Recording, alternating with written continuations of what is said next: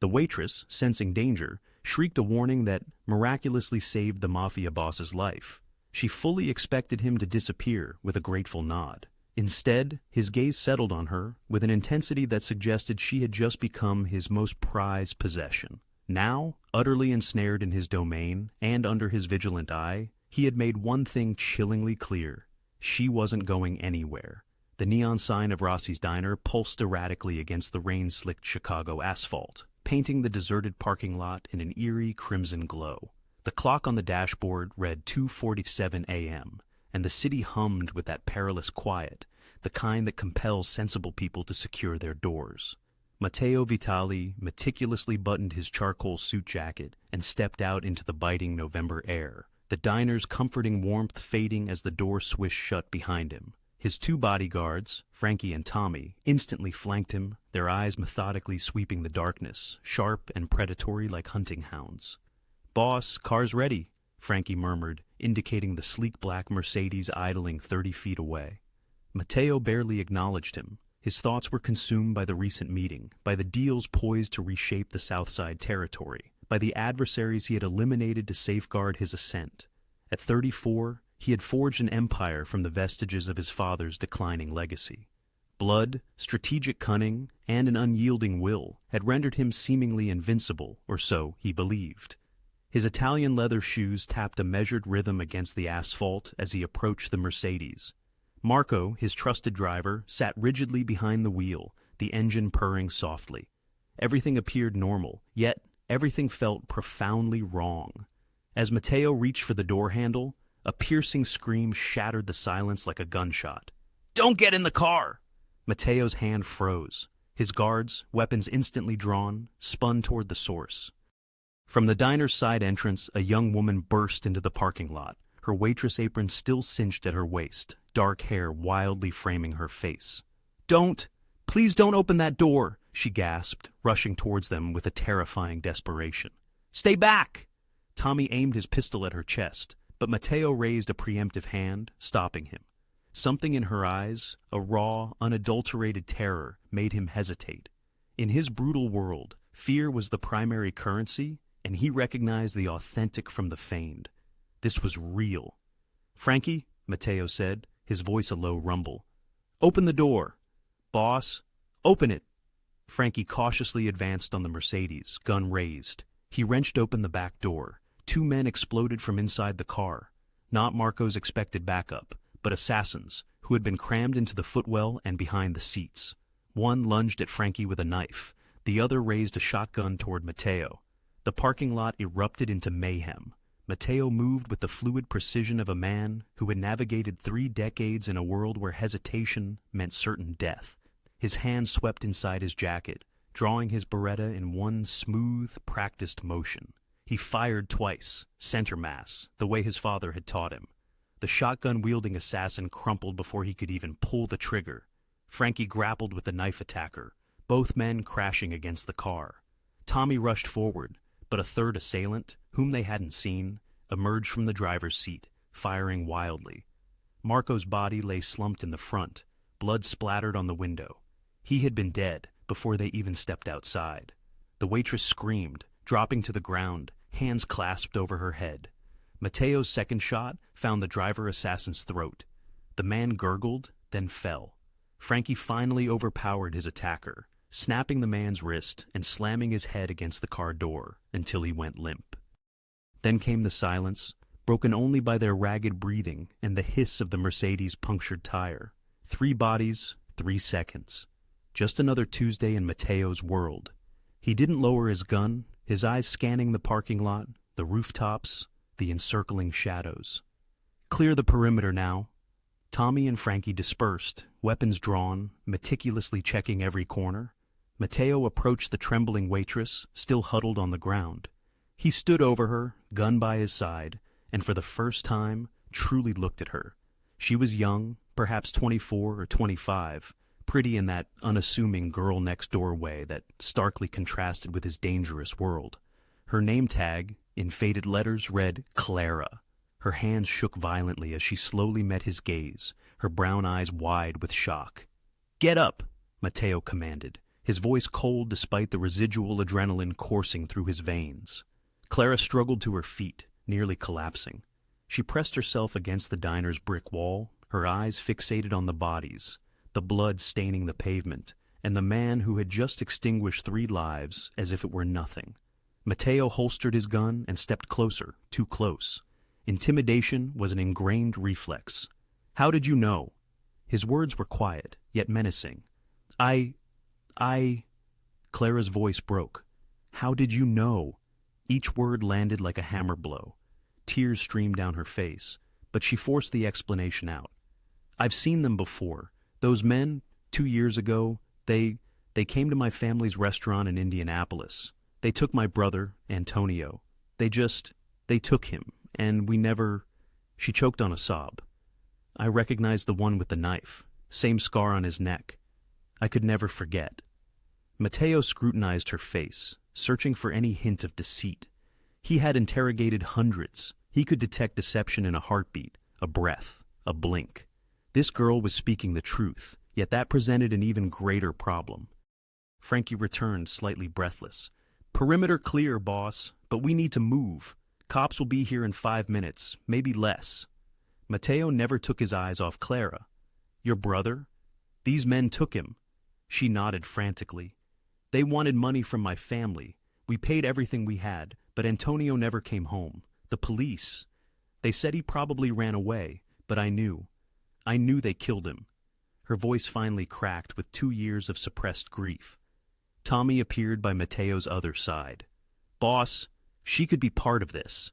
Could be bait." "I'm not. I swear to God I'm not." Clara's legs nearly buckled.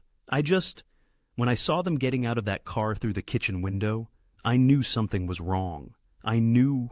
"She saved your life, boss," Frankie interjected carefully. "But Tommy's right. It could be a setup. Make us trust her. Use her later." Matteo's jaw tightened.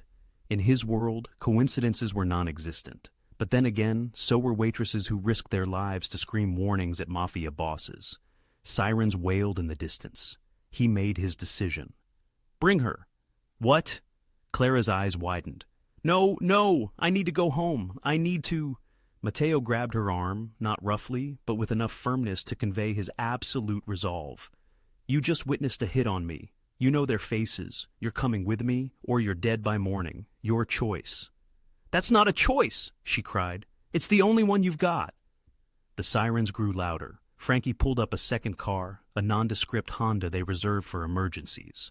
Matteo pushed Clara toward it. "Please," she whispered in one final desperate plea. "I just wanted to save your life." Matteo paused at the car door, studying her tear-streaked face one last time. Something flickered within his chest, a sensation he had long buried beneath scar tissue and cold calculation. "That's exactly why you're coming with me," he said. Then he shoved her into the back seat and climbed in after her, leaving the bodies, the blood, and the only normal life Clara had ever known behind in that parking lot. The Honda's tires screeched as they vanished into Chicago's dark heart, and Clara realized with mounting horror that she had merely exchanged one nightmare for another. The Honda tore through Chicago's deserted streets, brazenly ignoring red lights and weaving through industrial zones where inquiries were rarely made. Clara huddled against the door, positioning herself as far from Matteo as the back seat allowed. Her entire body trembled from the biting cold, from terror, and from the indelible image of 3 men dying, seared into her mind. Frankie drove with one hand, his other resting on a gun in his lap. Tommy twisted in the passenger seat, observing Clara with an unsettling intensity, as if expecting her to detonate. "Who do you work for?" Tommy's voice was sharp, accusatory. What? "Nobody. I work at the diner." "That's far too convenient. You just happened to see them. Just happened to recognize them." "I told you they took my brother." "Yeah, a really sob story." Tommy's eyes were glacial. "How much did the Collab family pay you? Or was it the Russians?" "I don't know what you're talking about." Clara's voice rose in panic. "Enough!" Matteo's single word instantly hushed the car. He sat perfectly still, his blood-splattered suit appearing stark black in the dim light. His face was unreadable, neither angry nor kind, merely calculating. "We'll get answers at the estate." Clara's stomach plummeted. "Estate? No, please. Just let me go home. I won't tell anyone what I saw, I promise. Your promises mean nothing. Matteo finally looked at her, and she saw something in his dark eyes that terrified her more than guns or corpses. An utter emptiness. You're a liability now. The men who set that trap will know it failed. They'll know someone warned me, and they'll come looking. Then give me a bus ticket. I'll leave Chicago tonight and lead them straight to your family, Clara pleaded. Matteo's voice was almost gentle, which somehow made it infinitely worse. You think they won't already be watching your apartment, your mother's house in Indianapolis? Clara's blood ran cold. My mother? You know where my mother? I know everything now. Made 2 phone calls before we left that parking lot. He held up his phone. Clara Marie Brennan, 26 years old, moved to Chicago 8 months ago after your family's restaurant went bankrupt. Your mother, Susan, still lives on Maple Street. Your younger sister, Emma, is a sophomore at Indiana State. Tears streamed down Clara's face. Please don't hurt them. They have nothing to do with this. I don't hurt civilians, Matteo stated flatly. But my enemies do. So, until I know who you really are and what you really know, you're staying where I can see you. The car pulled through a gate that materialized seemingly from nowhere, concealed among trees and darkness.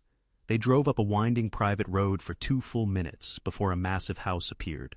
No, not a house, a mansion. 3 stories of stone and glass that unequivocally broadcast wealth and power. As the Honda skidded to a halt, armed figures materialized from the shadows. Clara instantly recognized the chilling precision in their movements, a stark reflection of Matteo's own cold efficiency in the parking lot. These were clearly no ordinary security personnel. Matteo emerged from the car, idly adjusting his jacket, seemingly oblivious to the blood now staining it. Get her inside, he commanded, his voice sharp. Guest room, 3rd floor, lock it. Boss, are you certain about this? Frankie interjected, seizing Clara's arm and yanking her from the vehicle. She could be carrying a tracker, feeding them information right now. Then search her and seize her phone, Matteo retorted, already striding toward the imposing house. He paused. And Frankie, she's not to be harmed, not until I've determined her true purpose. Clara stumbled, dragged by Frankie up opulent marble stairs and through doors that likely dwarfed her life's net worth. The interior exuded a museum-like ambiance, dark, polished wood, and priceless art, both breathtaking and sterile. A stern-faced woman in a black suit materialized, professionally frisking Clara, confiscating her phone, keys, and even the pen from her apron pocket. She's clean, the woman reported. No weapons, no wires, no tracking devices. That proves precisely nothing, Tommy snarled, trailing them up a grand staircase. The truly cunning don't carry devices. They simply commit everything to memory. I'm not cunning, Clara's voice cracked, tinged with hysteria. I barely finished high school. I serve eggs and coffee. I don't even comprehend what you people do.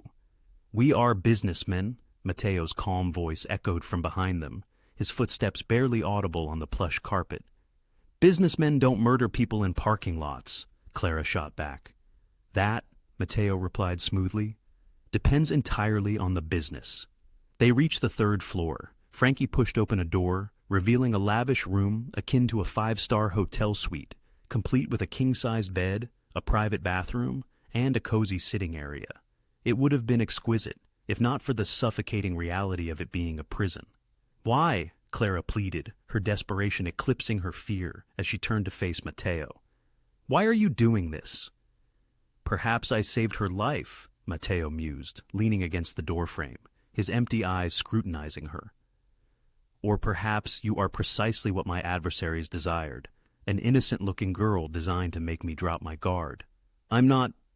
My driver Marco had a wife and 2 children. Matteo cut her off, his voice hardening to stone.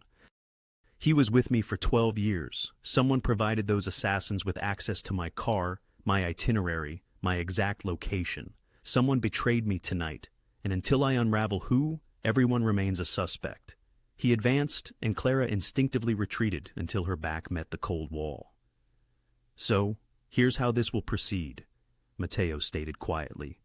Tomorrow, you will recount every detail about the men who abducted your brother, every face, every word. Because either you're fabricating this and collaborating with my enemies, or you're speaking the truth, and you are the linchpin to uncovering who is attempting to kill me. And if I tell you everything, Clara whispered, her voice barely audible, then, perhaps, you'll live long enough to return home. And if you don't believe me? Clara asked, but Matteo's expression remained utterly unyielding. Then you won't, he finished. He stepped back into the hallway. Frankie followed, pulling the door shut with a finality that echoed like a coffin lid. Clara was now truly alone in a gilded cage, surrounded by men who killed without hesitation, a prisoner to a man who perceived her as either a tool or a threat. Slumping against the wall, Clara buried her face in her hands, finally allowing the dam of her emotions to break. Just hours ago, her greatest concern had been earning enough tips to cover her rent. Now, she questioned whether she would even see tomorrow. Clara didn't sleep. She sat on the edge of the bed, watching dawn break through the barred windows, painting her luxurious prison in mocking shades of gold. Every sound rattled her. Footsteps in the hall, doors closing somewhere below, the distant murmur of voices. At 7 a.m., the lock clicked. Frankie entered carrying a tray, coffee, eggs, toast. He placed it on the desk without a word, his face utterly devoid of emotion. "Am I going to die today?" Clara asked, her voice raspy from crying. Frankie paused at the door. "That," he answered, "depends entirely on what you tell the boss. I've already told him everything. Then you had better recall more." He exited, locking her in again. Clara forced herself to eat, understanding she would need her strength for what lay ahead. The eggs, however, tasted like ash.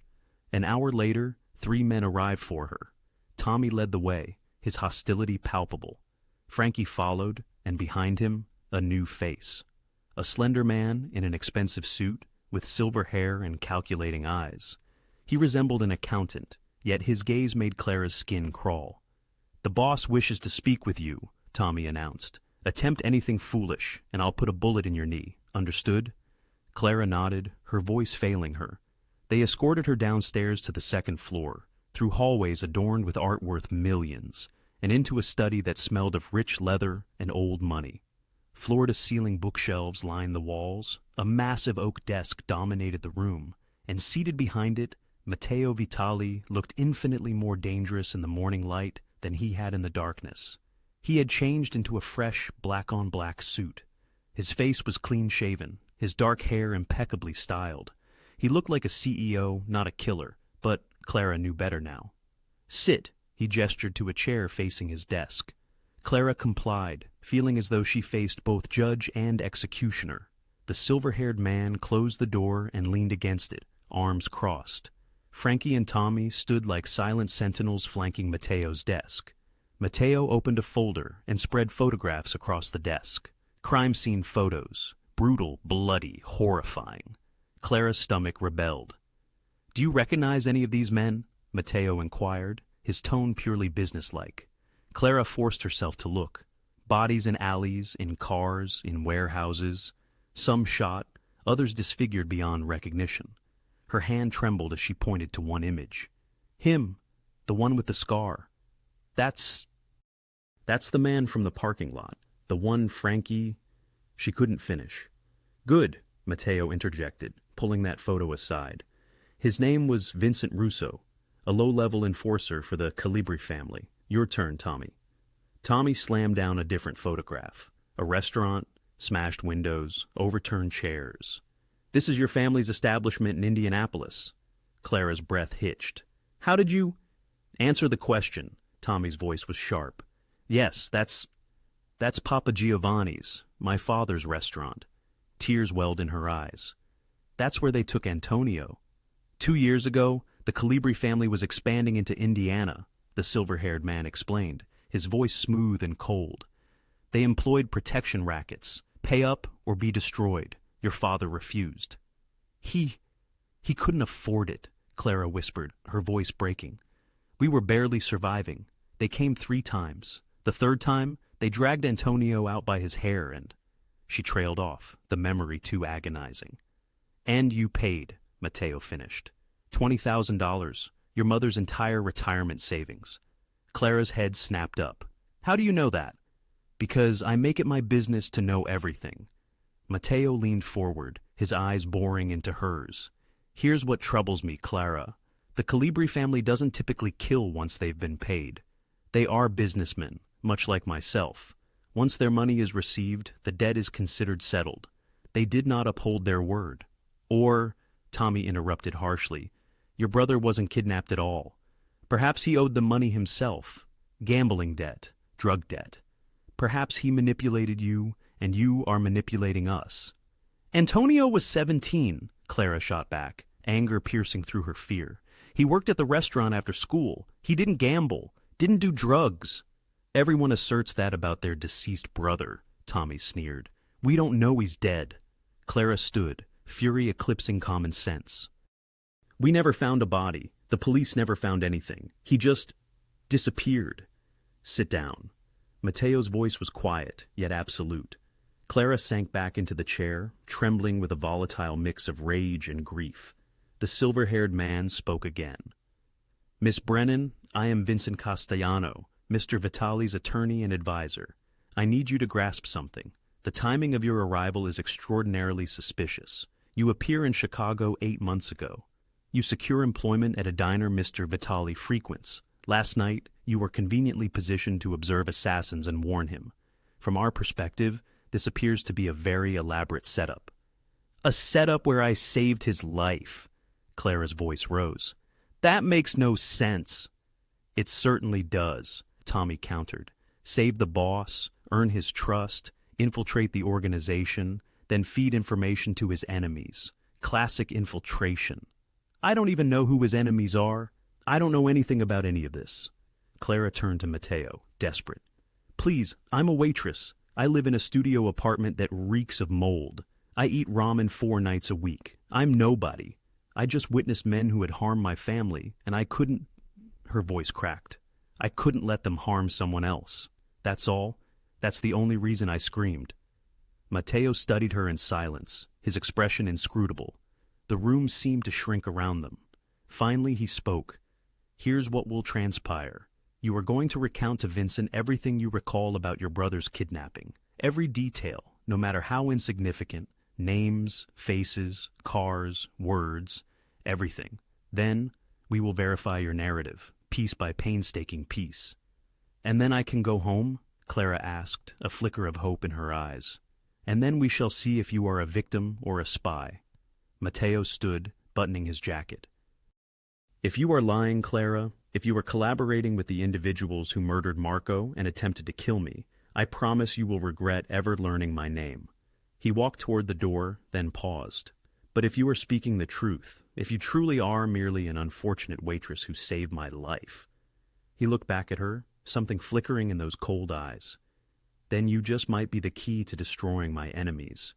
Either way, you are mine now. Until I determine which. The door closed behind him with a sound like a death sentence.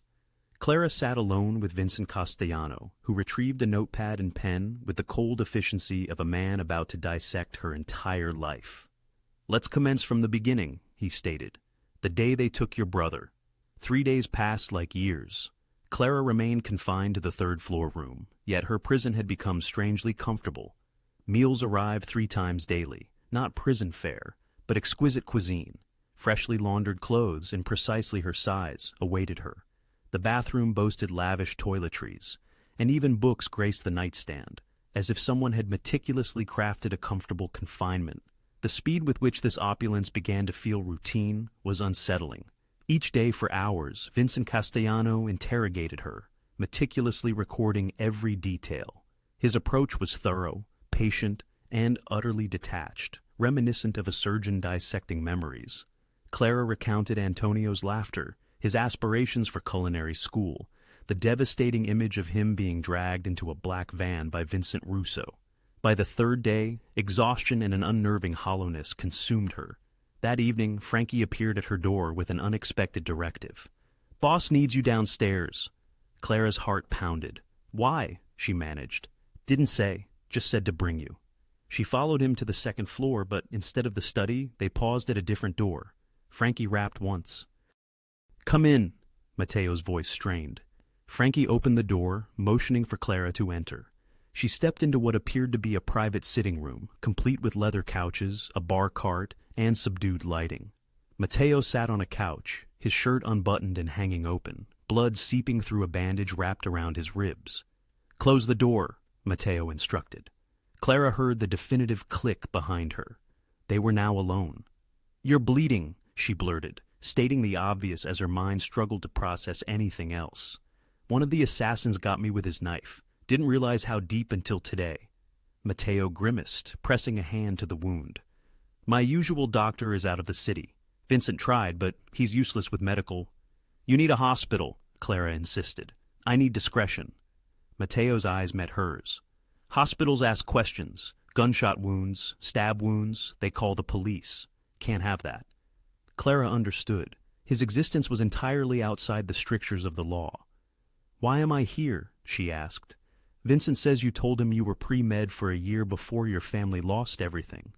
Matteo gestured to a first aid kit on the coffee table, professional grade, the kind paramedics carried. "Is that true?" Clara nodded slowly. "1 year at Indiana University, before we couldn't afford tuition anymore." "Then you know how to stitch," he stated. She stared at him. "You want me to?" "The bleeding's getting worse. Vincent already cleaned it and tried to close it, but he did a..." Matteo's jaw tightened with pain. "So, either you help me, or I bleed out on this couch. Your choice." Clara's mind reeled. This was madness. He had held her captive, menaced her family, treated her as a suspect for 3 days, and now he expected her to be his savior. But observing the spreading crimson on the bandage, she recognized the gravity of his situation was not exaggerated. "Fine," she heard herself say, "but I need better light, and you need to lie flat." Matteo shifted to the couch, stretching out with a barely suppressed groan. Clara activated every lamp in the room, then opened the first aid kit. Her hands trembled as she donned latex gloves. "Nervous?" Matteo watched her with those inscrutable eyes. "I'm about to put a needle in a Mafia boss," Clara responded, her voice steadier than her internal state. "Yeah, I'm nervous."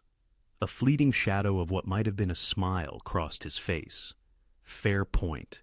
Clara carefully peeled away the blood-soaked bandage. The wound was a gruesome sight. A 4-inch gash along his ribs where Vincent's amateur stitches had already ruptured. While proper surgical intervention was truly required, she believed she could at least stem the bleeding. "This is going to hurt," she warned. "I've had worse." She believed him implicitly. His torso was a cartography of scars, bullet wounds, knife marks, and what appeared to be a burn. This was a man forged in survival, having endured trials that would undoubtedly claim most others. Clara meticulously cleaned the wound with antiseptic. Matteo remained stoic, but she observed the clenching of his jaw, the tautness in his neck muscles. "Tell me something," he uttered through gritted teeth. "Why did you really scream that night?" Clara threaded the needle, grateful for a task to anchor her focus, away from his unnerving proximity. "I told you, I recognized him." "No, I mean, why did you care? You could have remained silent. Let me die. Safer for you." She pressed the needle through his skin, initiating the first stitch. "Because letting someone die when you can prevent it makes you just as guilty." Philosophical for a waitress. "My father was a good man," Clara continued, her movements precise, her hands recalling the familiar rhythm from anatomy labs and volunteer work. "He taught us that silence in the face of evil is its own kind of evil. Even if it cost you." "Cost you plenty," Matteo observed. "Ended up here. Better than living with the knowledge that I could have stopped a murder and didn't." She secured the first stitch, then started the second. "What kind of person would that make me? A smart one, a safe one, a dead one inside?" Clara cast a quick glance at his face. "Where it counts." Something subtly shifted in Matteo's expression. Perhaps surprise, or a flash of recognition, as if he had just perceived her as an individual rather than a mere obstacle. They lapsed into a comfortable quiet as Clara continued her work. Her fingers moved with practiced exactitude, meticulously closing the wound stitch by stitch. She was close enough to detect the commingled scents of his cologne, blood, and antiseptic. Close enough to feel the warmth radiating from his skin. Close enough to discern that he was observing her with an intensity that transcended mere pain. "You're adept at this," he remarked softly. I wanted to be a doctor, a surgeon, specifically. Clara's voice was tinged with ancient sorrow. I guess life had different plans. Life or my enemies. She tied off the final stitch. Both, perhaps. Clara carefully bandaged the wound with fresh gauze, her hands now remarkably steady. When she finally looked up, she found Matteo still observing her, not with suspicion, but with something else, something that stole her breath. "Thank you," he said, the words sounding unfamiliar on his tongue. "You're welcome," Clara replied, peeling off the gloves, suddenly acutely aware of their shared vulnerability. Him, shirtless and wounded. Her, close enough to touch, close enough to inflict pain, close enough to... She abruptly stood. "You should rest. No heavy lifting for at least a week." Matteo slowly sat up, wincing. "Are you giving me doctor's orders?" "Someone has to." Clara moved toward the door, needing distance. "You're not invincible, Mr. Vitali. That wound could have killed you." "Matteo," he corrected. She turned back. "What?" "Call me Matteo. Mr. Vitali was my father." He buttoned his shirt over the fresh bandages, his eyes never leaving hers. "And Clara, Vincent confirmed your story, the dates, the locations, everything. You're telling the truth about your brother." Clara's heart soared. "So, I can go home?" Matteo's expression darkened. "No, because now that I know you're not working with my enemies, I know something else." "What?" "The men who took your brother are the same ones trying to kill me, which means you're not just a witness anymore." He stood, moving closer despite the obvious pain. "You're bait, and they'll come for you eventually." "Then let me run." "They'll track you down." Matteo paused inches away, and Clara realized, with a startling clarity, that she was no longer afraid. She should be, but she wasn't. "The only place you're safe is here with me." "That's not safety. That's a different kind of cage." "Maybe." His voice dropped to a near whisper. "But at least in this cage, you're alive." They remained there, the air between them charged with an inexplicable tension, captor and captive, killer and healer. Two individuals who, by all accounts, should have felt nothing for each other, yet somehow did. "Go back to your room," Matteo finally said. "But tomorrow, things change." "How?" "You want to find your brother. I want to find who's trying to kill me. Tomorrow, we start looking for answers together." Clara awoke the next morning to the cacophony of shouting. Angry voices reverberated through the mansion, Matteo's louder than she had ever heard it, interspersed with equally heated responses. She pressed her ear to the door, attempting to decipher fragments, catching only remnants. Compromised the entire operation. Should never have brought her here. "Your call, boss, but this is on you." The lock clicked. Clara recoiled as the door swung open. Frankie stood there, his face stern. "Get dressed." Something's happened.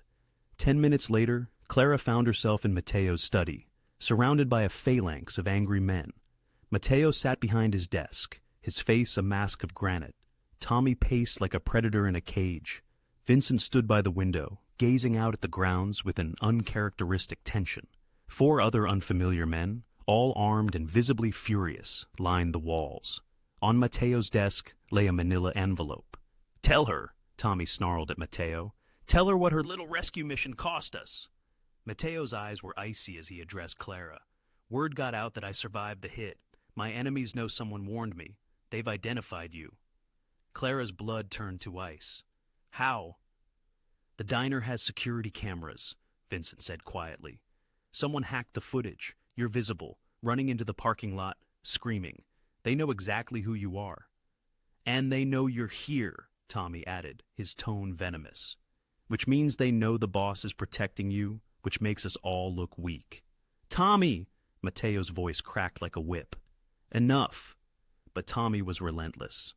"She's brought this entire organization under scrutiny. The Calibri family knows we have her. The Russians are asking questions. Even our own allies are wondering why you're harboring some random waitress." I said, "Enough." Matteo stood, and the room fell silent. He picked up the manila envelope with deliberate control. "This arrived an hour ago, delivered to our front gate by a kid on a bike who got paid $50 and can't describe who hired him." He opened the envelope and pulled out a single photograph. Clara's mother, Susan Brennan, emerging from her Indianapolis home with groceries. A red circle had been drawn around her head. Clara's knees buckled. No, no, please. Matteo laid out more photos. Her sister Emma, leaving class at Indiana State, also circled. Clara's tiny apartment in Chicago, its door marked with a red X. There's a note. Matteo stated flatly in red. Hand over the girl by midnight tomorrow, or everyone she loves dies. After we're through, we'll raise every one of your businesses, eliminate every last soldier, and string you up from the Chicago River Bridge. You should have perished in that parking lot, Vitali. Now, prepare to witness your empire crumble first. See, as in Calibri, Vincent announced. This is Carlo Calibri himself, the head of their family. They're declaring war. One of the armed men said, over a damn waitress? No, Matteo's jaw tightened. They're declaring war because I survived their assassination attempt. Clara's just an excuse. Then give her to them, Tommy exploded. Cut our losses. We can't go to war over some girl. She saved my life. Matteo's voice was dangerously quiet. And now she's going to cost us everything. Tommy slammed his fist on the desk. Be smart, boss. One life for dozens for the whole organization. It's basic math. Clara felt the room shrinking around her. Everyone's gaze was fixed on her, as if she were a ticking bomb. Perhaps she was. If you give me to them, she heard herself say, her voice trembling, will they leave my family alone? No, Vincent interjected before Matteo could respond. They'll kill you and your family anyway. That's how they operate. The threat isn't negotiable, it's inevitable. Clara's legs finally gave out, and she sank into a chair, the full horror of her actions crashing down on her. I killed them by screaming, by warning you. I killed my own mother and sister. You didn't kill anyone, Matteo said, his tone softening. They did the moment they decided to come after me. Touching, Tommy sneered, but it doesn't solve our problem. We have until midnight tomorrow to decide. Give her up and appear weak, or keep her and go to war. There's a third option, Frankie spoke up. We move her family, get them somewhere safe, then fortify here. They'll find them eventually, Vincent countered. The Calibri family has resources, connections. Hiding civilians long-term is nearly impossible. Then what do we do? One of the other men asked. All eyes turned to Matteo. He stood in silence, gazing at photographs of Clara's family. His hand unconsciously went to his ribs, where fresh stitches held him together, stitches Clara had sewn while he was at his most vulnerable. Boss, Tommy pressed, we need a decision. Matteo's eyes met Clara's across the desk. In that moment, she saw something that profoundly shocked her.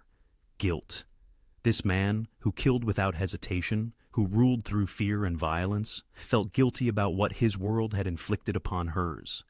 Get her family, Matteo finally commanded. Frankie, send our best team to Indianapolis now. Take Marcus and Leo. Extract the mother and sister. Tell them there's been a credible threat, but don't give them details. Bring them here. Boss, that's, Tommy began. Not negotiable.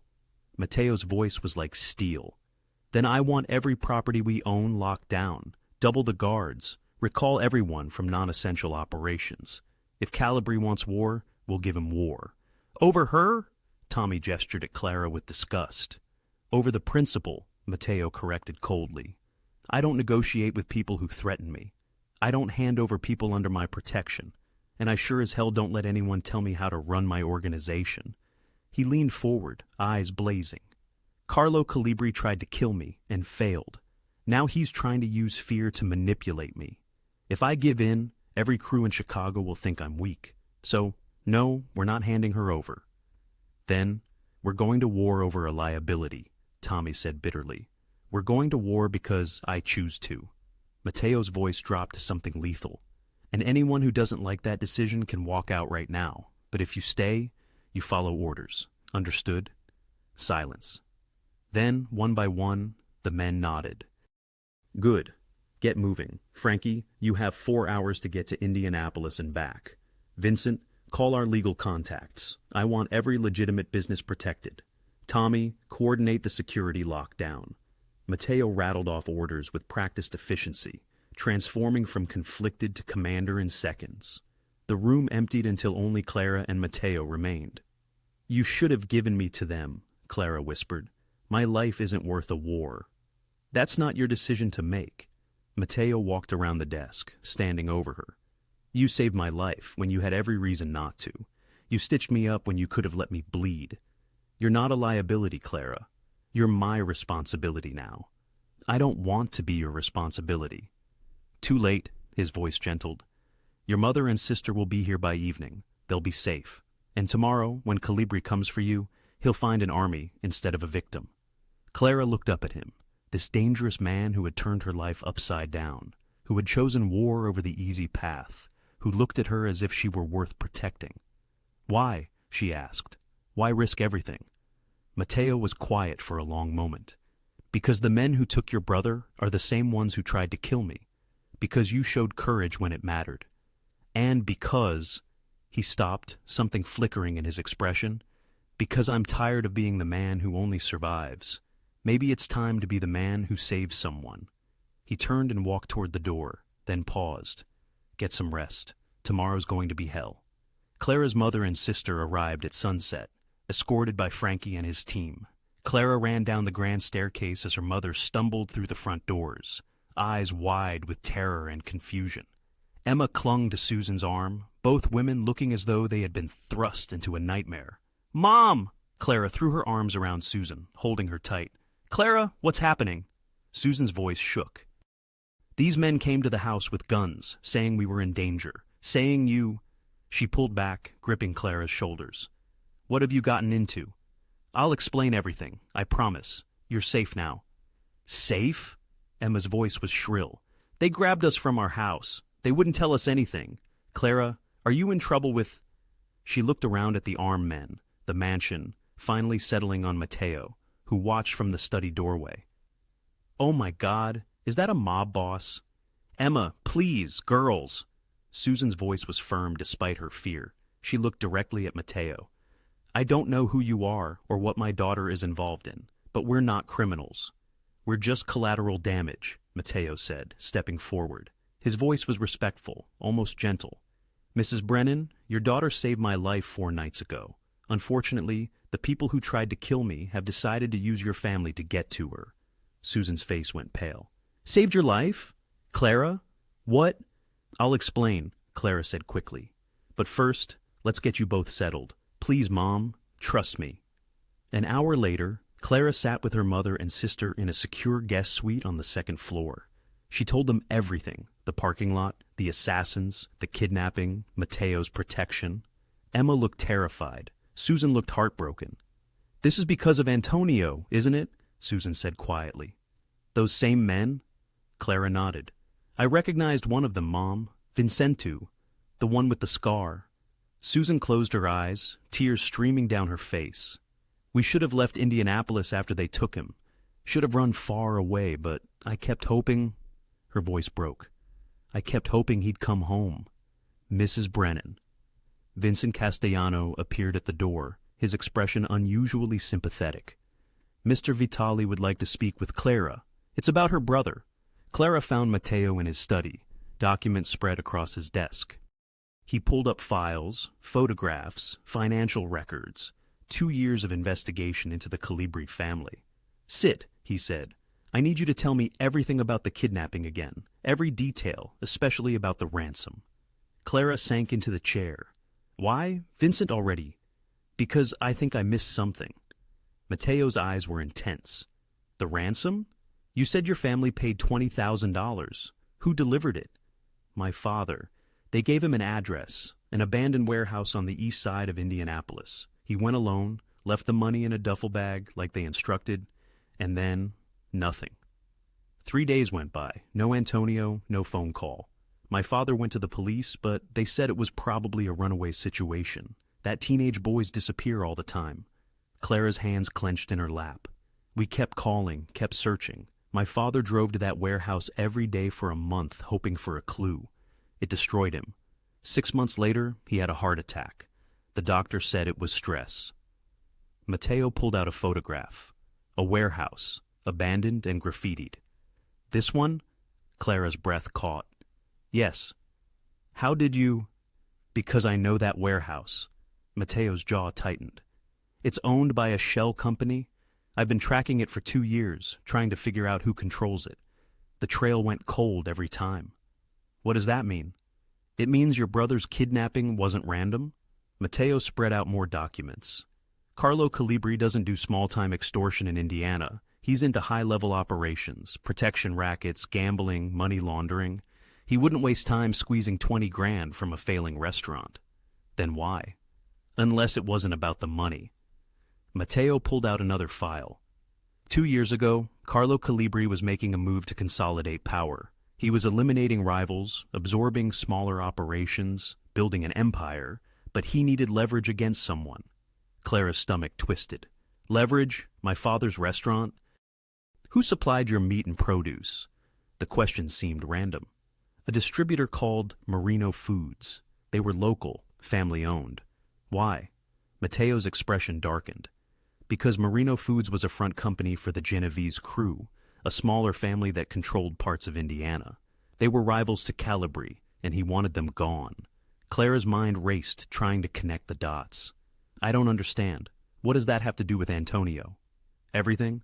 Matteo leaned forward. Think about it, Clara. A 17-year-old kid who works at a restaurant supplied by a rival organization. A kid who might have seen things. Deliveries, unfamiliar faces, and cash-changing hands. These were elements that could easily serve as evidence. Antonio had never uttered a word about witnessing anything. In truth, he might not have even grasped the gravity of what unfolded before his eyes. Matteo's voice now pulsated with urgency. But Calibris, he would have known. He seizes your brother, extorts money from your father, who then pays, and Antonio vanishes without a trace. No body was ever recovered. A wave of nausea washed over Clara. You truly believe Calibris abducted Antonio because of potential testimony? My conviction is that Calibris took Antonio as a tactical maneuver against the Genovese family, perhaps to demonstrate his reach into their operations, or to coerce their cooperation, or as a stark message. Matteo's fists clenched. 6 months after your brother's disappearance, the Genovese syndicate collapsed. Their leadership faced federal charges: racketeering, murder, fraud. Someone had agreed to turn state's evidence. You suspect Antonio. I believe your brother might have been compelled to testify, or perhaps he witnessed something so devastating that Calibris exploited it to dismantle his adversaries. Matteo met her gaze. Regardless, he wasn't murdered for ransom. He was captured as a pawn in a war you never even knew was raging. Clara's world reeled. For years she had clung to the belief that Antonio perished because their father was unable to pay enough, to do enough. But if Matteo's theory held true, if Antonio had testified, if he had provided evidence, where would he be now? Perhaps in witness protection, or tragically dead, having become a liability. Matteo's tone softened. I don't know, Clara, but I do know this. Carlo Calibris operates with a distinct pattern. He employs innocent individuals as leverage, then discards them. He did it to your family. He's attempting it with you, and he has been doing so for years. How many people? Clara whispered.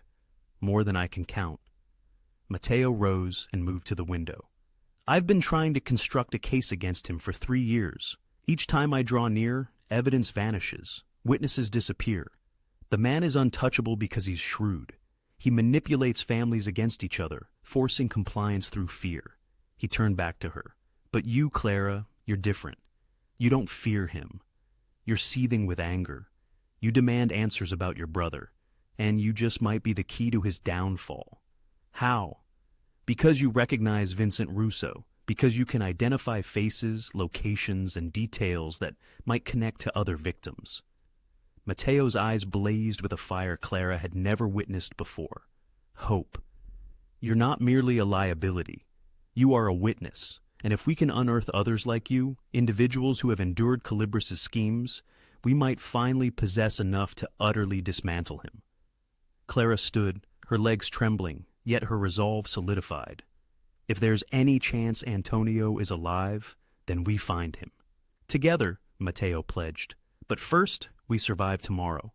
When Calibris comes for you, we will demonstrate to him that he chose the wrong family to terrorize. For the first time since that harrowing night in the parking lot, Clara felt something beyond fear. She felt purpose. The assault commenced at 3 a.m.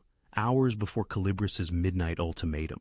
Clara was wide awake, perched in the third-floor window seat, observing the estate grounds bathed in the glow of security lights. Sleep was an impossible luxury, knowing the horrors tomorrow promised. Her mother and Emma were finally resting in the adjacent suite, utterly spent from their tears and unanswered questions. She nearly missed the subtle movement in the trees, a shadow, barely perceptible, then another, advancing with deliberate intent toward the mansion's east wing. Clara's heart seized. She sprinted to the door, pounding on it. "Frankie! Tommy! Someone!" The door burst open. Tommy stood there, his gun already drawn. "What is it?" "There are men outside, in the trees, heading toward the house." Tommy's expression hardened. He seized his radio. "Possible breach, east perimeter, all units." The window behind Clara exploded inward. Glass shards rained down as a grappling hook crashed through, embedding itself in the wall. Tommy shoved Clara to the floor as gunfire erupted from outside. Bullets tore through the room, splintering wood and shredding furniture. "Stay down!" Tommy returned fire through the shattered window, his shots precise and controlled. Alarms shrieked throughout the mansion. Shouts echoed from below. Matteo's men were mobilizing, but the attackers had executed their timing flawlessly. They had meticulously studied the estate, identified its vulnerabilities, and struck precisely where they knew Clara would be. A masked, armed figure swung through the broken window, moving with military precision. Tommy turned to engage him, but a second assailant followed closely behind.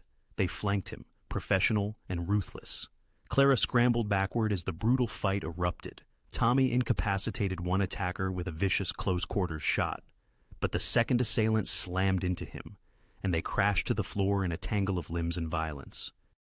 More grappling hooks impacted the mansion. They weren't merely after Clara, they were launching a full-scale assault. Clara darted for the door, but a third attacker materialized in the hallway, cutting off her escape. He was an imposing figure, 6 feet 4 inches of solid muscle and menace, his face obscured by a black mask. "Target acquired," he announced into his radio. "Third floor, east wing." Clara retreated further into the room as he advanced. Behind her, Tommy continued to struggle, losing ground. The other attacker had him pinned, relentlessly choking him with a strap from his own rifle. The massive man seized Clara's arm with crushing force. "Carlos sends his regards." Panic surged through Clara's system. She was going to die. Her family was going to die. Everything Matteo had promised was crumbling. No. Something within Clara snapped. She had spent 2 years as a victim, 4 days as a prisoner, her entire life watching predatory men take whatever they desired. Not anymore. Clara's free hand shot out, grasping a heavy crystal lamp from a nearby side table. She swung it with every ounce of strength she possessed, smashing it against the man's masked head. The lamp shattered, crystal and blood flying. The man stumbled, his grip momentarily loosening. Clara swung again, this time with the lamp's sturdy base, catching him squarely in the temple. He dropped like a stone. Behind her, Tommy remained trapped, his face turning an alarming shade of purple. His attacker didn't anticipate Clara's approach until she brought the lamp base crashing down on his skull. Once. Twice. The man released Tommy and slumped sideways.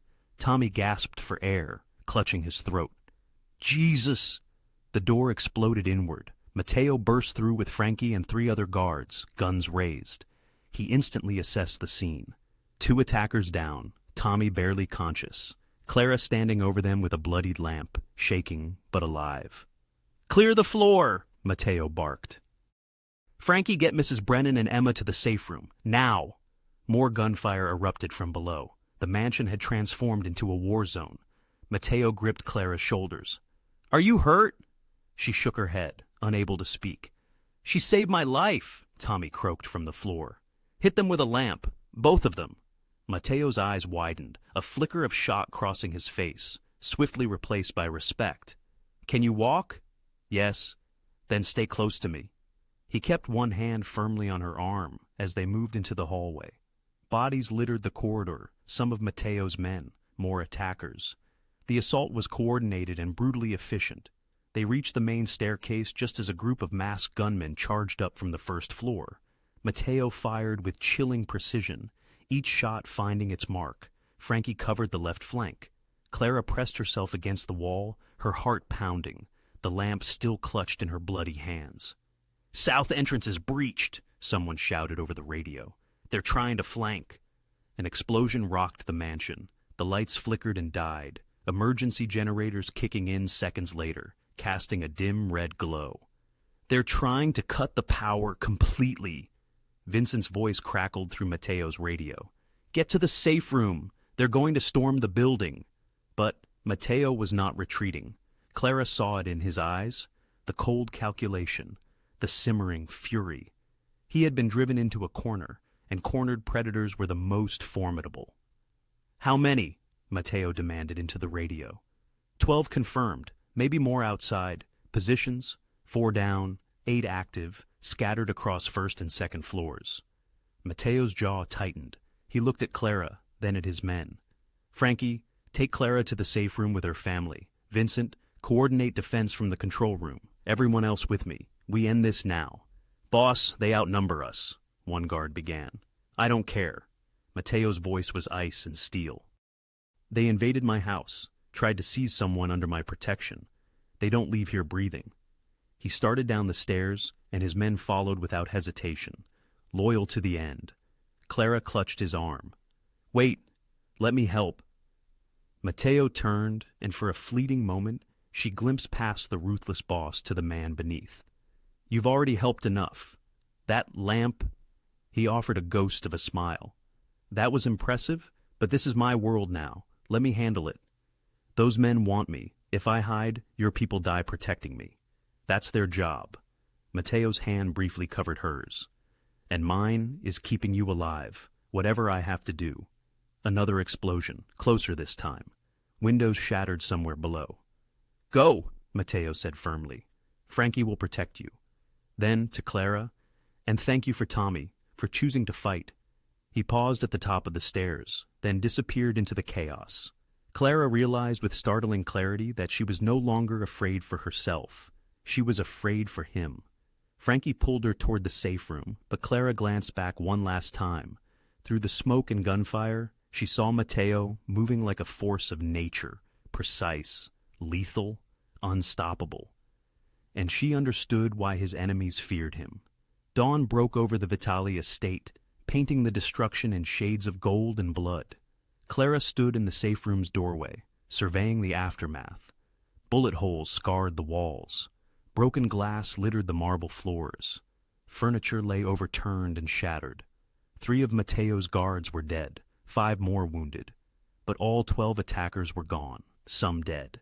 Others captured and taken to the basement for questioning. Matteo had won, though barely.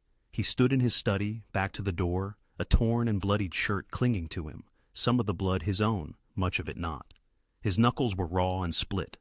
In his hand, a glass of whiskey remained untouched. "You should be resting." Clara's voice was soft. He didn't turn. "So should you. Your mother and sister, they're terrified but unharmed." Frankie settled them into a reinforced suite with 2 guards.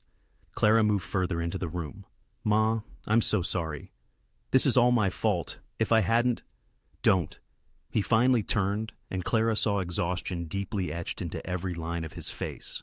"Calibris chose this, not you. He attacked my home, killed my men. This is war now, and wars have casualties. 3 men died protecting me. 3 men died protecting what's yours. There's a difference." Matteo placed the untouched whiskey down. "Vincent interrogated one of the survivors. They weren't supposed to kill you, just grab you and leave. Calibris wants you alive." Clara's blood ran cold. "Why?" "Because you're a symbol now. The waitress who defied him. If he parades you in front of the other families, shows them I couldn't protect you, it destroys my reputation." Matteo's voice was laced with bitterness. "In my world, perception is everything. Power is nothing without fear and respect." "Then give me to him." Clara heard herself repeat the words, even knowing their futility. "End this before more people die." "No, Matteo. I said no."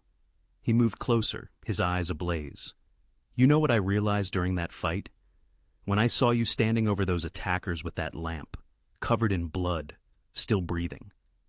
He stopped just inches from her. "You're not a liability. You're a fighter, and fighters are valuable." Clara's breath caught at his proximity. "What are you saying?"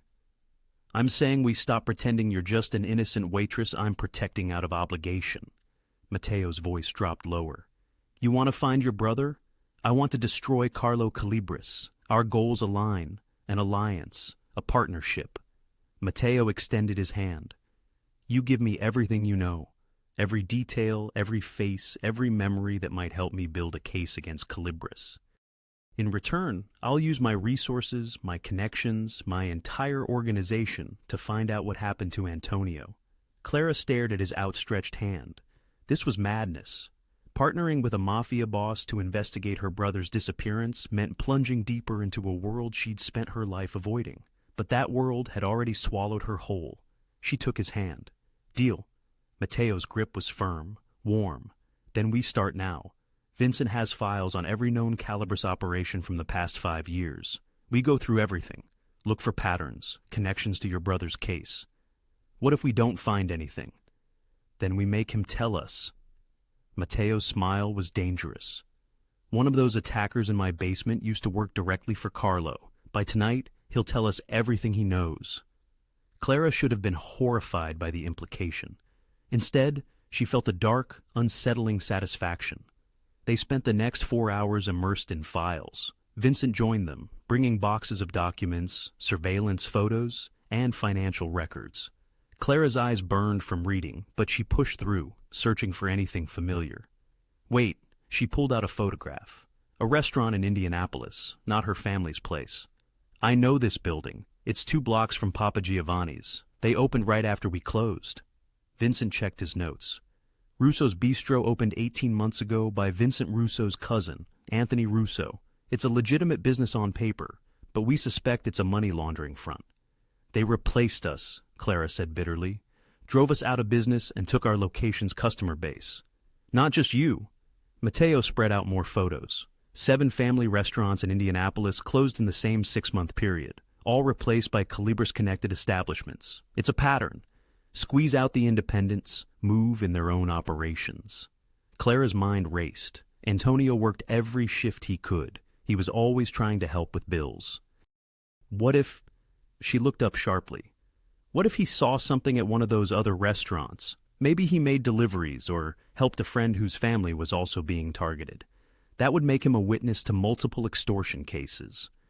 Vincent's eyes gleamed. That's leverage. Real leverage. Matteo grabbed his phone. "Vincent, pull records on every restaurant that closed in that time frame. Employee lists, delivery schedules, everything. Cross-reference with Antonio Brennan's name." As Vincent worked, Matteo turned to Clara. "Tell me about Antonio's friends. Anyone he was close to? Anyone who might have known what he was involved in?" Clara thought back. His best friend was Marcus Chen. His family owned a Chinese restaurant, Golden Dragon. I think they closed around the same time we did. Marcus was devastated. "Where is Marcus now?" "I don't know. We lost touch after..." Clara's throat tightened. "After Antonio disappeared, I couldn't face his friends, couldn't face anyone." "We find Marcus Chen," Matteo made a note. "If he and Antonio were close, he might know something." They worked through the afternoon and into the evening, pieces slowly clicking together. Clara felt something shifting between them, the suspicion fading, replaced by mutual respect. Matteo listened to her insights without dismissing them. She watched him work with fierce intelligence, seeing past the killer to the strategist underneath. Around 8 p.m., Vincent burst back into the study. "Found something. Antonio Brennan made 3 deposits into his family's restaurant account in the month before he disappeared. $500 each time. $1,500 total." Clara's heart stopped.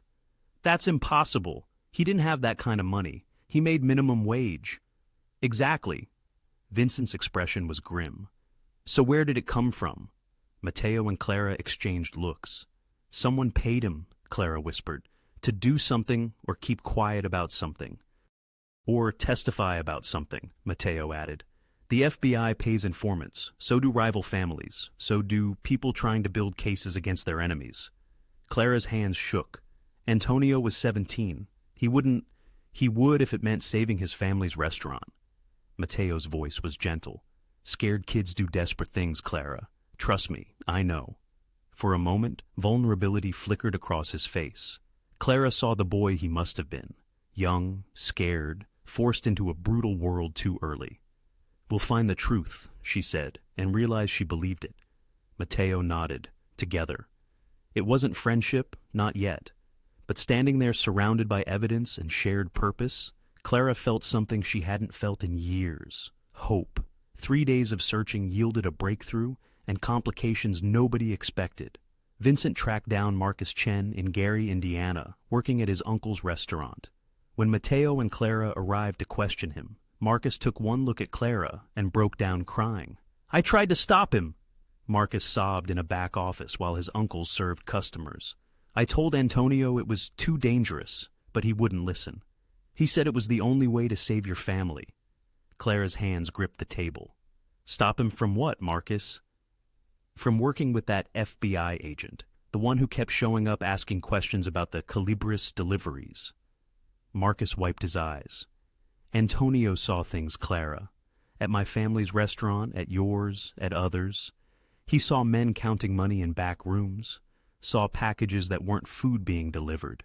He figured out what was happening, that all our families were being used for money laundering." Matteo leaned forward. "He went to the FBI?" "The FBI came to him, some agent named Harper.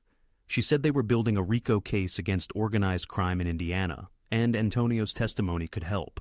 Marcus's voice dropped. "Antonio thought if he cooperated, if he gave them evidence, the FBI would protect your family. Would make the Calibris people leave you alone." Clara felt like she'd been punched. "So he testified?" "He was going to. Agent Harper said she'd put him in witness protection after the grand jury testimony, but then—" Marcus's voice broke. "Then he disappeared. 2 days before he was supposed to testify, they grabbed him outside our restaurant. I was there, Clara. I saw the van, saw Vincent Russo drag him inside.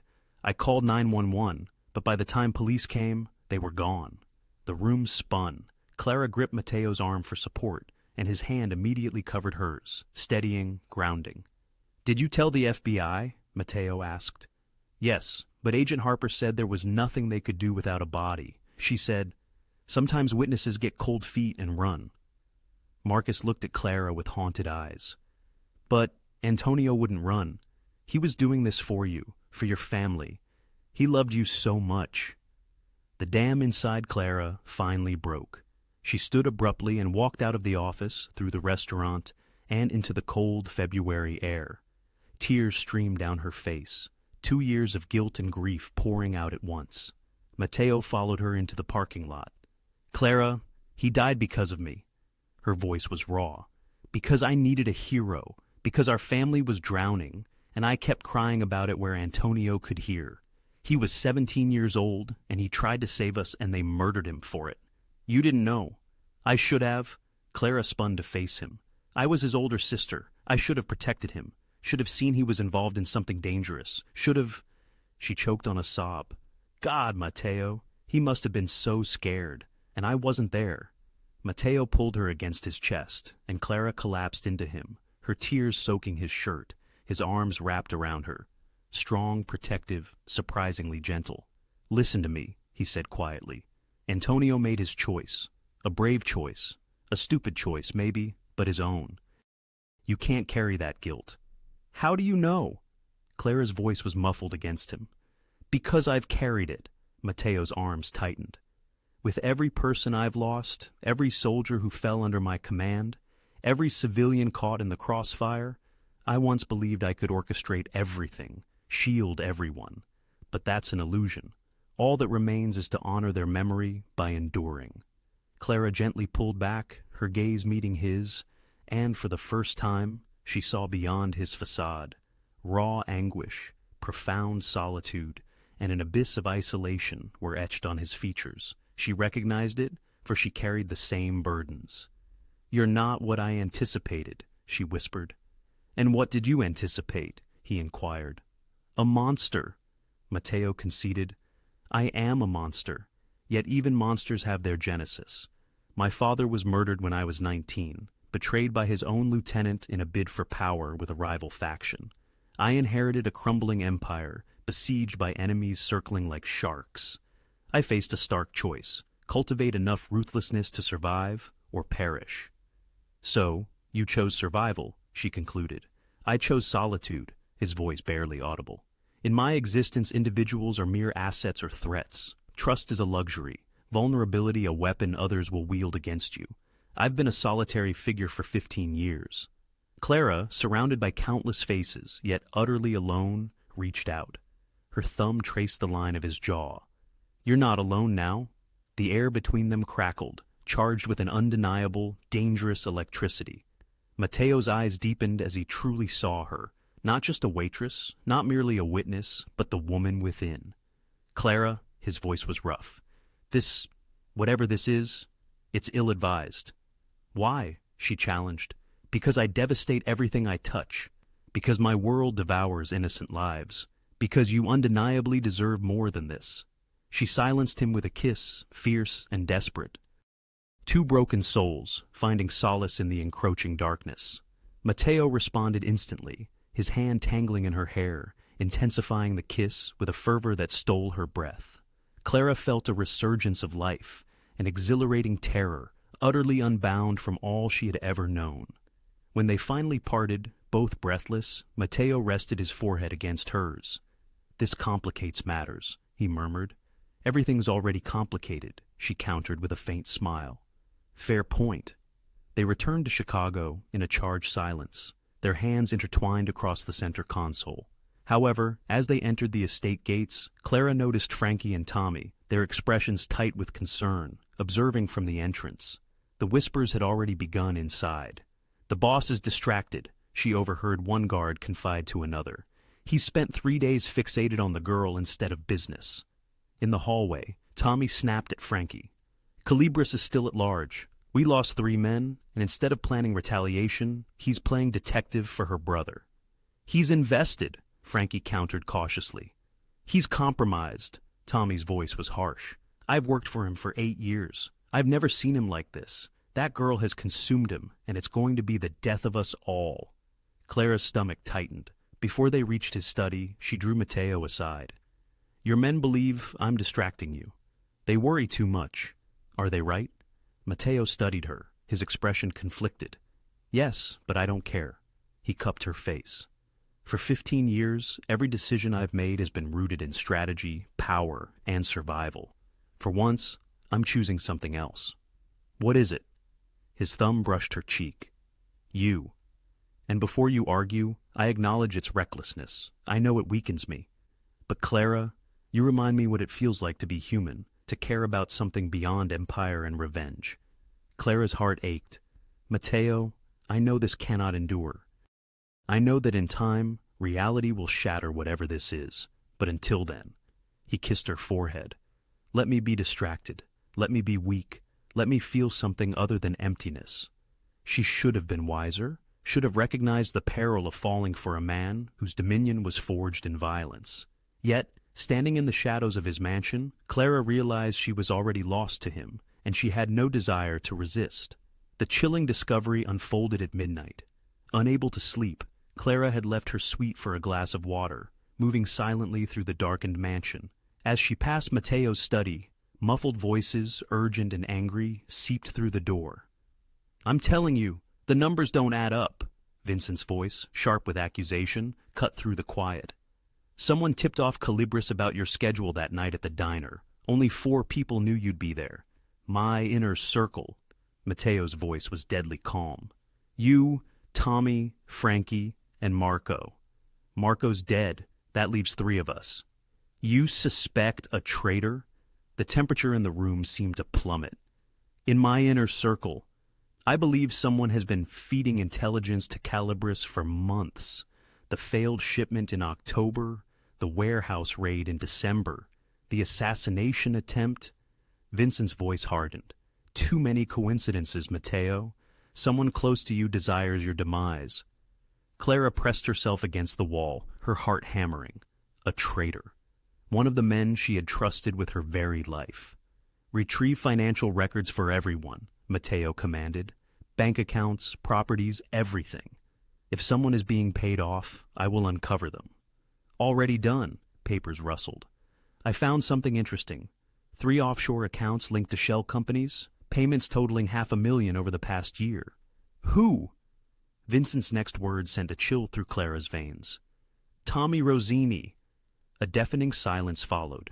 Then, no, Tommy has been with me for 8 years. He saved my life in Detroit. He wouldn't. The evidence is irrefutable. Payments coincide precisely with every failed operation. And there's more. Vincent's voice dropped. I traced the shell company ownership.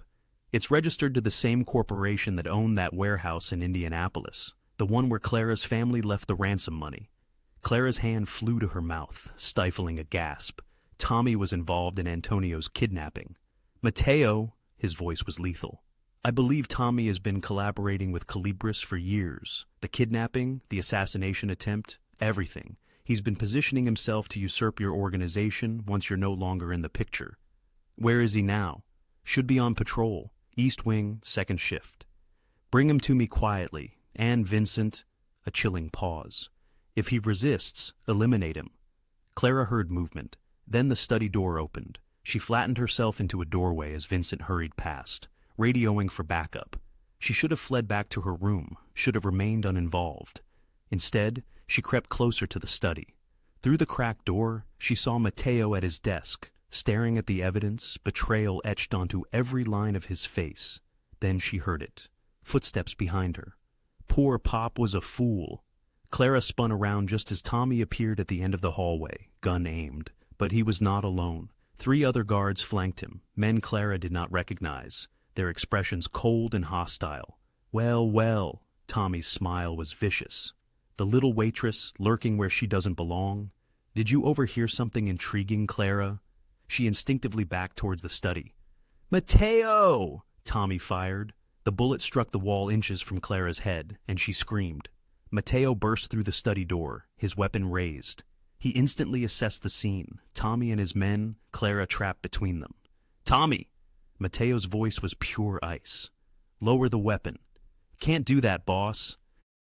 Tommy's smile widened. You see, I have new employers now. Better pay, a brighter future. Carlo Calibris sends his regards. You orchestrated the assassination attempt. I did. It would have succeeded too, if this hadn't interfered. Tommy gestured at Clara with his gun. But that's acceptable. Calibris wants her alive anyway. And you, he wants dead. You killed Marco, my driver, my friend. Collateral damage, Tommy shrugged. Nothing personal, just business. You helped kidnap a 17-year-old kid, Matteo's voice shook with rage. Antonio Brennan, you were there. Tommy chuckled. That was merely practice. Calibris wanted to test his Indianapolis operations, and some restaurant kid made a convenient target. A shame the FBI got to him first, though. He would have made excellent bargaining leverage. Clara felt her world sway. Antonio went to the FBI, and we found out... Tommy's eyes gleamed. I seized him before he could testify. Calibris initially wanted him dead, but I convinced him the kid was more valuable alive. Leverage against federal witnesses. He's been rotting in a black site for 2 years. He's alive? Clara's voice broke. For now, but after tonight, after Matteo's dead, and I seize control of this organization... Tommy's smile was cruel. He's next. Can't leave any loose ends. You won't lay a hand on him, Matteo growled. You won't be alive to stop me. Tommy nodded to his men. They raised their weapons. Clara watched it unfold in slow motion. 4 guns aimed at Matteo, fingers tightening on triggers. She reacted without conscious thought, throwing herself sideways into Matteo as the gunfire erupted. They hit the ground together, bullets tearing through the space where Matteo had stood. Clara felt a searing pain across her shoulder, but ignored it, rolling behind a marble column as Matteo returned fire with deadly precision. One of Tommy's men collapsed. Then another, but the third caught Matteo in the side, and Clara saw blood bloom across his shirt. Matteo! She grabbed him as he stumbled. I'm fine, he gritted out, firing again. The third guard dropped. Tommy ducked behind a corner, reloading. Should have remained loyal, boss. Carlo is going to give me everything. Your territory, your money, your power. You'll have to kill me first. Matteo advanced despite the blood pouring from his side. That's the plan. Tommy swung around the corner, gun raised, but Frankie appeared behind him, his own weapon pressed against Tommy's skull. "Drop it," Frankie snarled. "Now!" Tommy froze. "Frankie, I can cut you in. You killed Marco. You tried to kill our boss. You're a dead man." Sirens wailed in the distance. More guards thundered down the hallways, Vincent leading them. Tommy's expression twisted into pure hatred. "This isn't over. Calibris has others inside your organization. You'll never know who to trust." Frankie pulled the trigger. Tommy collapsed, leaving an eerie silence in the hallway, broken only by Matteo's gasping breaths.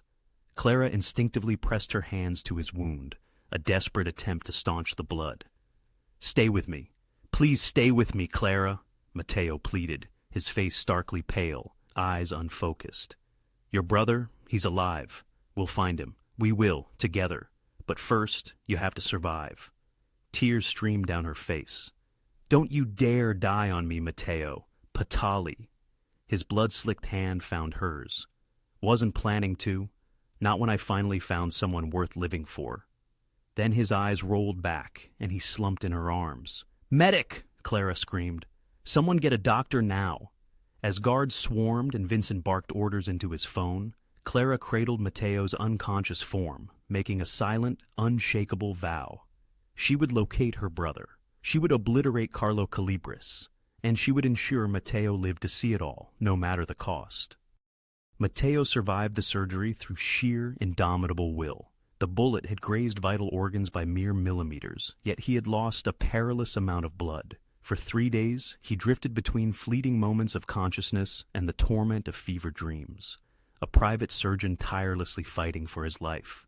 Clara never left his bedside. She dismissed Vincent's suggestions for rest, ignored her mother's pleas to eat, and paid no mind to the guards who whispered about her futile devotion to a dying man. She remained in that chair, clutching Matteo's hand, willing him to live. On the 4th day, his eyes fluttered open. "Clara!" His voice was barely a whisper. She leaned in, relief washing over her. "I'm here. You're going to be okay. Tommy dead. Frankie killed him." Clara squeezed his hand. "Vincent's been investigating his connections. Found evidence of 2 other Calibri informants in your organization. They've been dealt with." Matteo attempted to sit up, gasping in pain. "Don't," Clara gently urged him back. "The doctor said you need at least 2 weeks of rest." "Don't have 2 weeks." Matteo's eyes, despite his weakness, burned with ferocity. "Tommy said Antonio's alive in a black site. We need to find him before Calibris moves him." He stopped, unable to finish. "I know," Clara's voice was laced with steel, "and we will. But first you need to heal." "Clara, I spent 3 days stitching you back together, Matteo Vitali. I'm not letting you die from stubbornness." She stood, adjusting his pillow with practiced efficiency. "So, rest, build your strength, and when you can stand without bleeding, we'll go get my brother." Over the next week, Clara became Matteo's constant companion and unofficial nurse. She meticulously changed his bandages, monitored his vitals, and, despite his lack of appetite, coaxed him to eat. She read reports to him as he recuperated, helping Vincent orchestrate operations from the confines of the bedroom. Slowly, Matteo mended, and with each passing day, an unspoken bond between them deepened, a connection forged in blood, trust, vulnerability, and unwavering strength. On the 10th day, Matteo stood unassisted. "I'm ready," he declared. Vincent had worked tirelessly, leveraging Tommy's phone records and financial data to unravel Calibris's hidden operations. Finally, he found it. A warehouse complex in Hammond, Indiana, 30 miles from Chicago. Satellite imagery revealed heavy security, unusual activity, and temperature signatures indicative of an underground facility. "That's where they're keeping high-value detainees," Vincent explained, spreading maps across Matteo's desk. "Antonio's there, I'm certain." Matteo meticulously studied the layout. Fortified, 12 guards minimum, maybe more inside. This isn't a snatch and grab, this is a war. "Then we go to war," Clara stated from the doorway. Everyone turned. She stood there in dark jeans and a black jacket, her hair pulled back, her expression resolute. "Absolutely not," Matteo said immediately. "This is a combat operation. For my brother, I'm coming. Clara, you could be killed, and he could be dead by the time you get there." Her voice rose. Matteo, please. I've waited 2 years. I need to be there. I need to see him. Matteo looked at her. This woman who had saved his life twice, who had refused to abandon him when he lay dying, who had, without warning, become the most important person in his world. You stay behind me at all times, he said finally. You follow orders, and at the first sign of serious trouble, Frankie pulls you out. Understood? Clara nodded. Understood. They moved at 3 a.m., a convoy of 3 vehicles carrying Matteo's most skilled fighters. Frankie drove the lead car, with Clara and Matteo. The assault was planned with military precision. Vincent had discreetly bribed a security company employee for the warehouse's electronic codes. They would have a 15-minute window before law enforcement responded. It had to be enough. They parked a block away and approached on foot. The warehouse loomed against the night sky, a dark, menacing silhouette. Matteo gave hand signals, and his men fanned out, settling into position. Cameras disabled, Vincent whispered through the radio. You're clear. They moved like ghosts.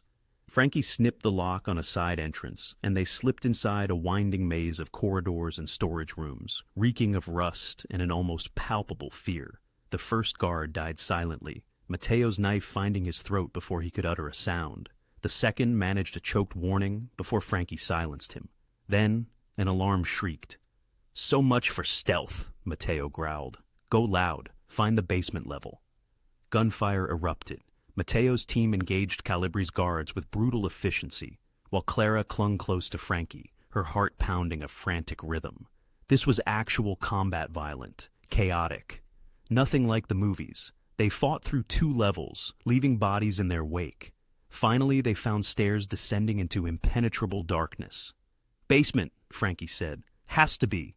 They descended into a concrete corridor illuminated by the gleam of steel doors. Cells. Clara's stomach lurched. How many people were imprisoned here? Antonio! She shouted. Antonio Brennan! Clara! A voice weak but unmistakable called back. Clara! She sprinted toward the sound, Matteo and Frankie flanking her. Third door on the left, padlocked, reinforced. Stand back. Matteo fired 3 shots, obliterating the lock mechanism. Frankie kicked the door open. The cell was a tiny, filthy, dimly lit space, and huddled in the corner, emaciated and beaten, but miraculously alive, was Antonio. Oh my God! Clara rushed forward, dropping to her knees. Antonio, Antonio, it's me.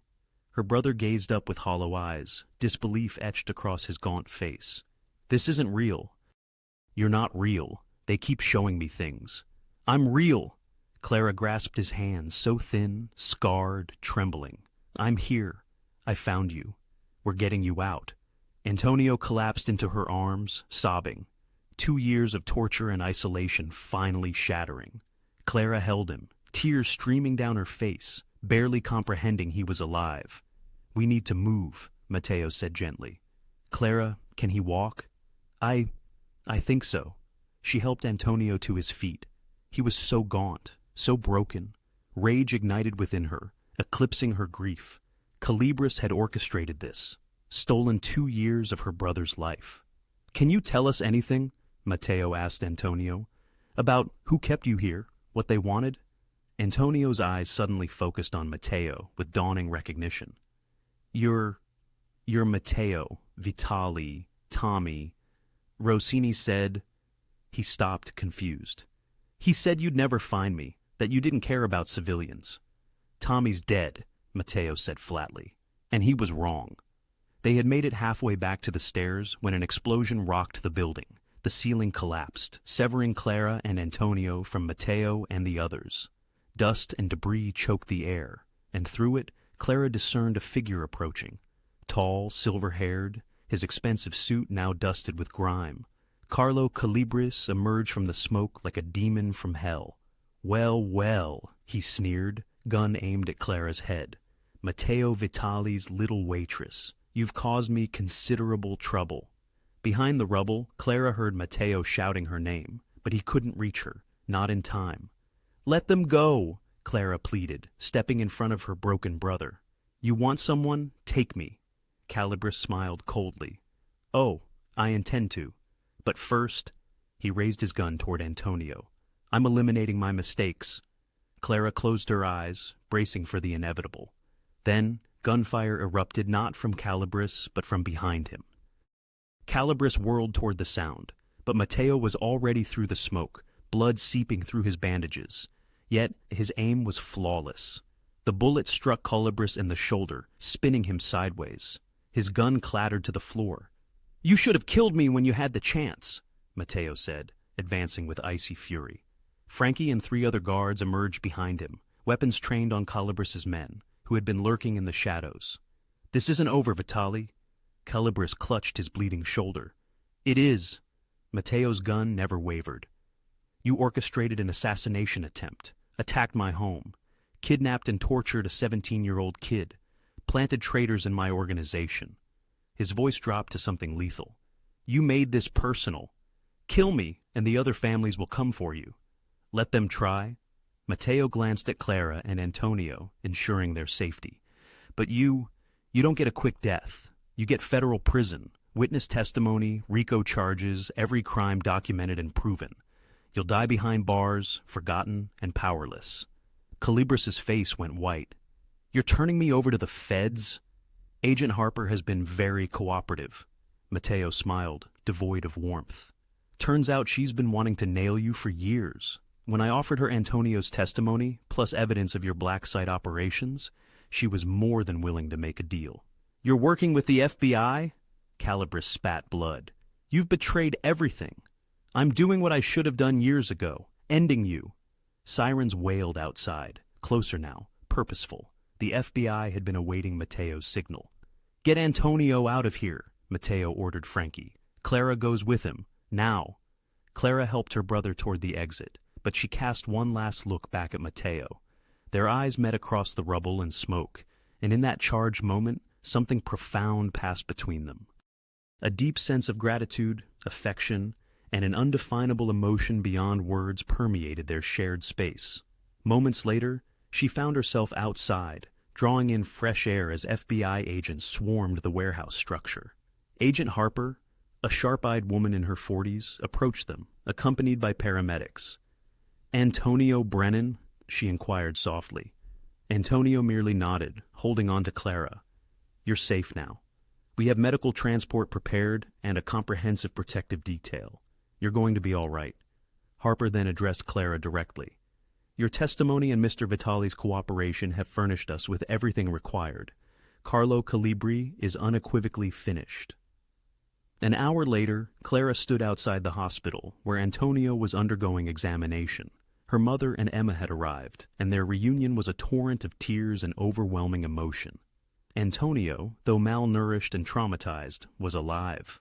Doctors stated his physical recovery was assured. The emotional scars would undoubtedly linger longer. Stepping outside for air, Clara discovered Matteo waiting by a black SUV, Vincent standing beside him. Both appeared utterly exhausted, yet undeniably alive. "How is he?" Matteo queried. "He'll survive," Clara replied. "Thanks to you." Clara moved closer. "The FBI mentioned you struck a deal. Testified against Calibris, yes, seemed like the right move." Matteo's expression remained inscrutable. "Calibris goes to prison, my organization receives immunity for cooperation, and your brother gets witness protection if he desires it." "And us?" Clara gestured toward the hospital. "My family." Matteo remained silent for an extended moment. "My council met an hour ago, Vincent, Frankie, the other captains. They wanted me to cut you loose, pay you off, relocate you somewhere far away, sever all connections between your family and my organization." Clara's heart plummeted. "And I told them no." Vincent stepped forward, his expression stern but not unkind. "Miss Brennan, you've become what we refer to as a liability. You possess too much knowledge regarding Mr. Vitali's operations. Your family's presence introduces vulnerabilities. Traditional wisdom dictates we should sever all ties." But Clara looked at Matteo, sensing a different path. "But I'm not traditional." Matteo moved closer, his gaze fixed on hers. "You saved my life that night in the parking lot.